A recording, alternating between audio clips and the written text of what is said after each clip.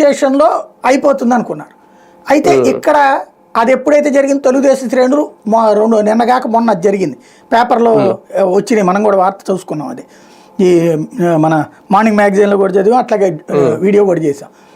అది ఒక్కసారిగా తెలుగుదేశంకి కోపం తెప్పించింది, ప్రభుత్వానికి కోపం తెప్పించింది. రాజ్యం అనేది చాలా శక్తివంతమైంది, రాజ్యంలో అధికారం అనేటటువంటి చాలా బలమైనటువంటిది.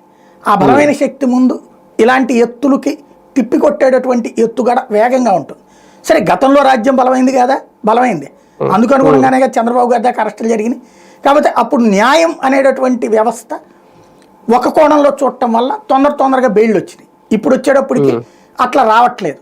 అది సరైన ఆర్గ్యుమెంట్ లేకపోవడమా, సరైనటువంటి విధానం లేకపోవడం అన్నది వైఎస్ఆర్ కాంగ్రెస్ పార్టీకి సంబంధించిన లోపం. అది ఎందుకంటే సాధారణంగా అపోజిషన్ పక్షానే ఉంటుంది ప్రభుత్వం, ఏది కోర్టులు న్యాయస్థానాల్లో ఎప్పుడు కూడా.